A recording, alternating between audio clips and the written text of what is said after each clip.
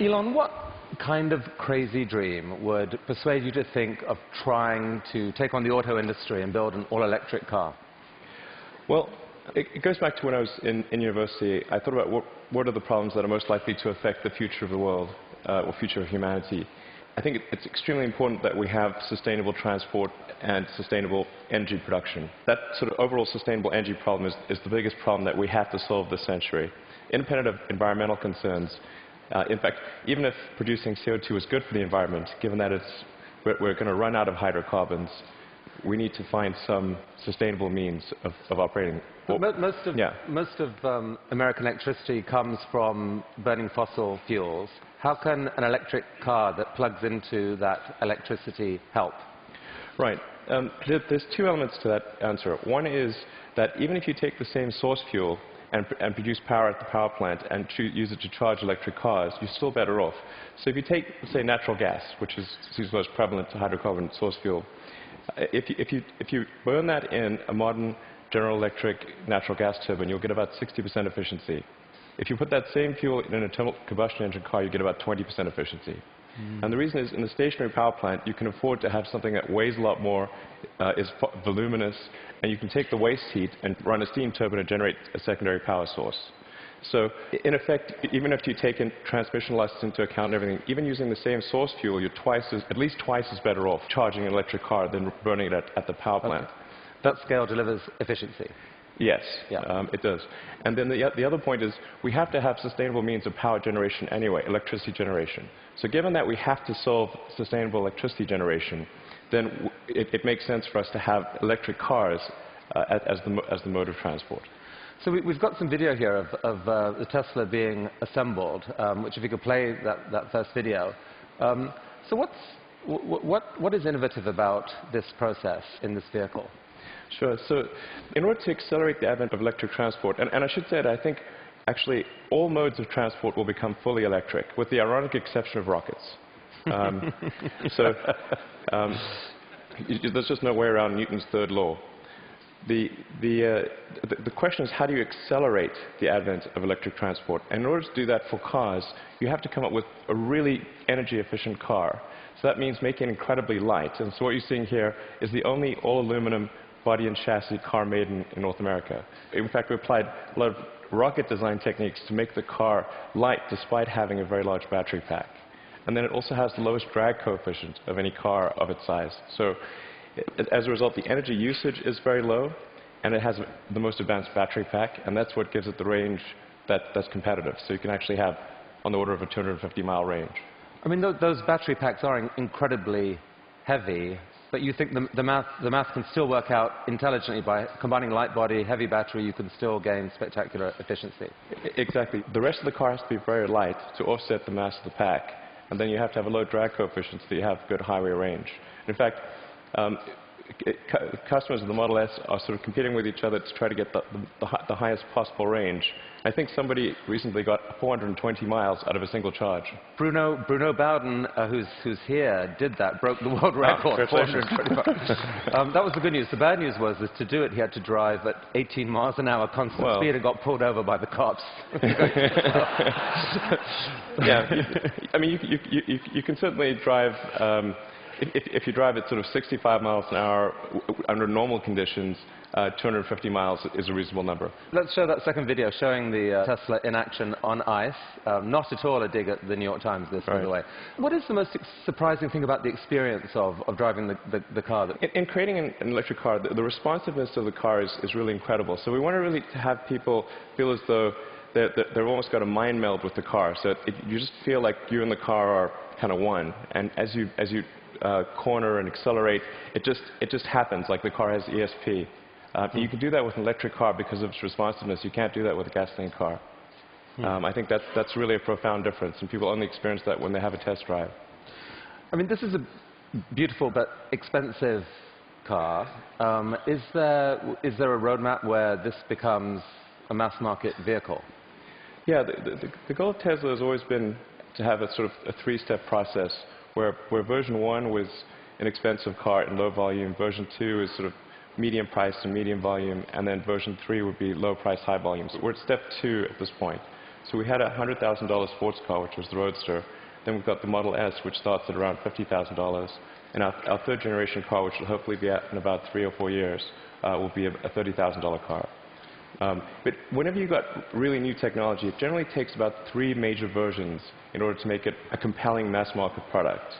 And so I think we're making progress in that direction, and I feel confident that we'll get there. I mean, right now, if you've got a short commute, you drive, you can get back, you can charge at home. There isn't a huge nationwide network of charging stations now that are fast. Do you see that coming, really, truly, or just on a few key routes? There actually are far more charging stations than people realize. And at Tesla, we developed something called the supercharging technology. So, and we're offering that if you buy a Model S for free, forever. And so this is something that maybe a lot of people don't realize. We actually have California and Nevada covered. We've got the eastern seaboard from Boston to D.C. covered. By the end of this year, you'll be able to drive from L.A. to New York. You're just using the supercharger network, which charges at 5 times the rate of anything else. And the key thing is to have a ratio of drive to stop, to a stop time of about 6 or 7. So if you drive for 3 hours, you want to stop for 20 or 30 minutes, because that's normally what people will stop for. So if you start a trip at 9 a.m., by noon, you want to stop to have a bite to eat, hit the restroom, coffee, and keep going. So your proposition to consumers is, for the full charge, it can take an hour. So it's common. Don't expect to be out of here in 10 minutes. Wait for an hour. But the good news is you're helping save the planet. And by the way, the electricity is free. No, you don't pay anything. Actually, what we're expecting is for people to stop for about 20 to 30 minutes, not for an hour. It's actually better to drive for about maybe 160, 170 miles, and then stop for half an hour, and then keep going. That's the natural cadence of a trip. All right. So this is only one string to your energy bow. You've been working on this solar company, SolarCity. What's unusual about that? Well, as I mentioned earlier, we have to have sustainable electricity production as well as consumption. So I'm quite confident that the primary means of power generation will be solar. I mean, it's really indirect fusion is what it is. We've got this giant fusion generator in the sky called the sun, and we just need to tap a little bit of that energy for purposes of human civilization. Most people know but don't realize they know is that the world is almost entirely solar-powered already. If the sun wasn't there, we'd be a frozen ice ball at 3 degrees Kelvin. And the sun powers the entire system of precipitation. The whole ecosystem is solar-powered. But in a gallon of gasoline, you have effectively thousands of years of sun power compressed into a small space. So it's hard to make the numbers work right now on solar and to remotely compete with, for example, natural gas, fracked natural gas. How are you going to build a business here?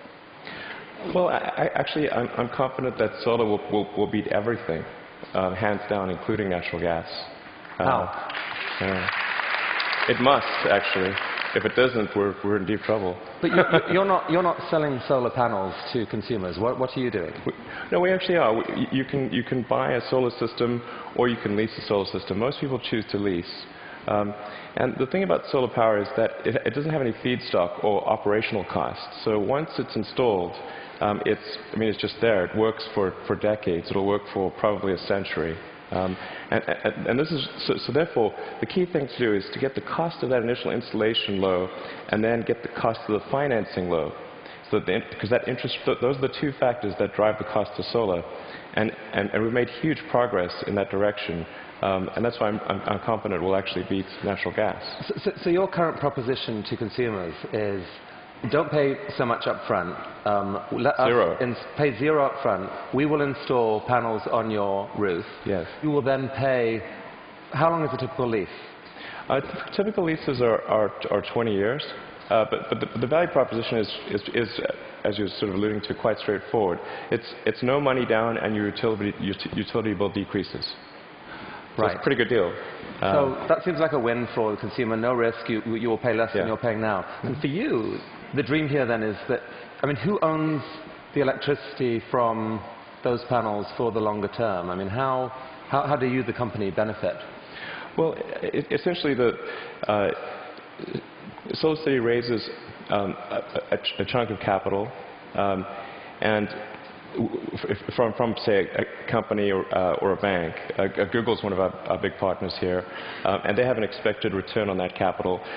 With that capital, SolarCity purchases and installs the panel on the roof, and then charges the homeowner or business owner a monthly lease payment, which is less than the utility bill. But you yourself get a sort of long-term commercial benefit from that power. You're kind of building a distributed, new type of distributed utility. Exactly. What it amounts to is a giant distributed utility. And I think it's a good thing because utilities have been this monopoly and people haven't had any choice. So effectively, it's the first time there's been competition for this monopoly, because the utilities have been the only ones that own those power distribution lines, but now it's on your roof. So I think it's actually very empowering for homeowners and businesses. And you really picture a future where a majority of power in America, like within what, a decade or two, or within your lifetime, is solar? I'm extremely confident that solar will be at least a plurality of power, and most likely a majority. And I predict it will be a plurality in less than 20 years. I'd say I made that bet with someone. What's the definition of plurality is? More from solar than any other source. Who did you make the bet with? With a friend who will remain nameless, but just between us. I made that bet, I think, 2 or 3 years ago. So in roughly 18 years, I think we'll see more power from solar than any other source. All right. So let's go back to another bet that you made with yourself, I guess. I mean, a kind of crazy bet. You'd made some money from the sale of PayPal. You decided to build a space company. Why on earth would someone do that? Got that question a lot. That's true. People would say, did you hear the joke about the guy who made a small fortune in the space industry, and he, obviously started with a large one as the punchline. And so I tell people, well, I was trying to figure out the fastest way to turn a large fortune into a small one. And they'd look at me like, oh, is he serious? And strangely, you were. Well, what happened?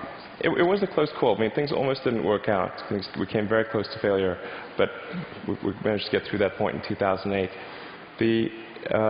The goal of SpaceX is to try to advance rocket technology, and in particular to try to crack a problem that I think is vital for humanity to become a spacefaring civilization, which is to have a rapidly and fully reusable rocket. Would humanity become a spacefaring civilization? So that was a dream of yours in a way from a young age, or like you dreamed of Mars and beyond? I did build rockets when I was a kid, but I didn't think I'd be involved in this. It was really more from the standpoint of what are the things that need to happen in order for the future to be an exciting and inspiring one. And I really think there's a fundamental difference if you sort of look into the future between a humanity that is a spacefaring civilization that's out there exploring the stars on multiple planets. And I think that's really exciting. And compared with one where we are forever confined to Earth until some eventual extinction event. So you've somehow slashed the cost of building a rocket by 75%, depending on how you calculate it. How on earth have you done that? NASA has been doing this for years. How have you done this? Well, we've made significant advances in the technology of the airframe, the engines, the electronics, and the launch operation. I mean, there's a long list of innovations that we've come up with there. That are a little difficult to communicate in this talk, but because, not least because you could still get copied, right? I mean, you haven't patented this stuff. It's really interesting. No, to me. You didn't patent because you think it's more dangerous to patent than not to patent. Since our primary competitors are national governments, the enforceability of patents is questionable. It's really interesting. But the big innovation is still ahead, and you're working on it now. Tell us about this. Right. So the big innovation. In fact, let's roll that video, and you can talk us through it. What's happening here? Absolutely. So the thing about rockets is that they're all expendable. All rockets that fly today are fully expendable. The space shuttle was an attempt at a reusable rocket, but even the main tank of the space shuttle was thrown away every time. And the parts that were reusable took a 10,000-person group 9 months to refurbish for flight. So the space shuttle ended up costing $1 billion per flight. Obviously, that doesn't work very well for... So what just happened there? We just saw something land? That's right. So it's important that the rocket stages be able to come back, to be able to return to the launch site and be ready to launch again within a matter of hours. Wow. Yeah. Reusable rockets. Yes. And so what a lot of people don't realize is the cost of the fuel, of the propellant, is very small. It's much like on a jet. So the cost of the propellant is about 0.3% of the cost of the rocket. So it's possible to achieve, let's say, roughly 100-fold improvement in the cost of space flight if you can effectively reuse the rocket.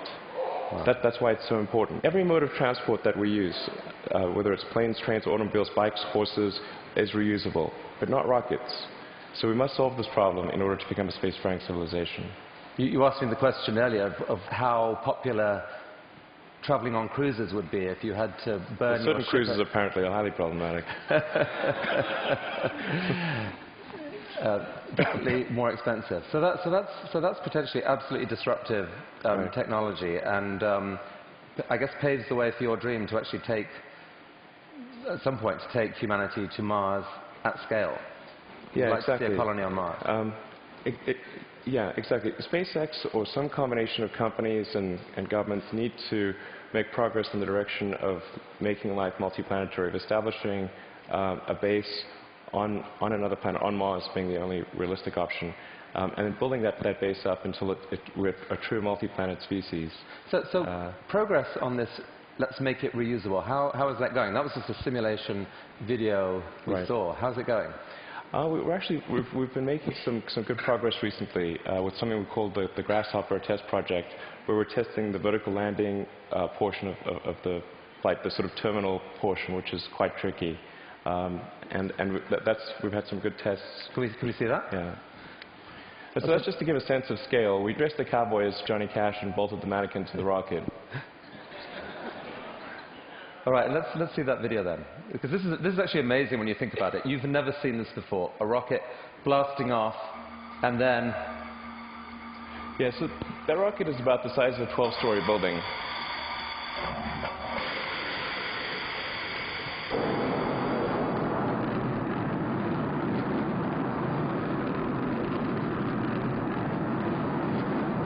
So now it's hovering at about 40 meters, and it's constantly adjusting the angle of the pitch and yaw of the main engine and maintaining roll with cold gas thrusters.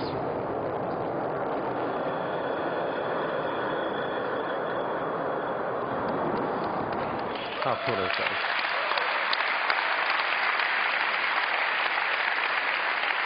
Elon,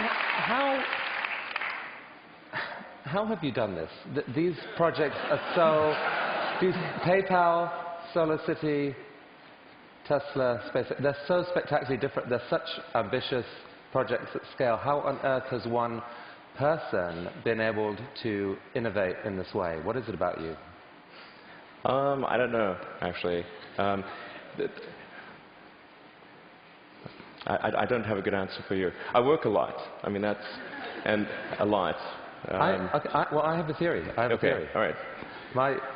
My theory is that you have an ability to think at a system level of design that pull together design, technology, and business. So TED was TBD, design, technology, business, into one package, synthesize it in a way that very few people can, and this is the critical thing, feel so damn confident in that click-together package that you take crazy risks. You bet your fortune on it, and you seem to have done that multiple times. I mean, almost no one can do that. Can we have some of that secret sauce? Can we put it into our education system? Can someone learn from you? It is truly amazing what you've done. Oh, thanks. Thank you. Well, I do think there's a good framework for thinking is physics. You know, the sort of first principles reasoning. I mean, generally, I think there are. What I mean by that is boil things down to their fundamental truths and reason up from there, as opposed to reasoning by analogy. Through most of our life, we get through life by reasoning by analogy, which essentially means kind of copying what other people do with slight variations. And you have to do that, otherwise it's mentally you wouldn't be able to get through the day. But when you want to do something new, you have to apply the physics approach. Physics has really sort of figured out how to discover new things that are counterintuitive, like quantum mechanics. It's really counterintuitive. So I think that's an important thing to do. And then also to really pay attention to negative feedback and solicit it, particularly from friends. This may sound like sort of simple advice, but hardly anyone does that, and it's incredibly helpful. Boys and girls watching, study physics. Learn from this man. Elon Musk, I wish we had all day, but thank you so much for coming to TED. Thank you. That was awesome. It was really, really cool. Look at that. Just think about it. That was fantastic. Thank you so much.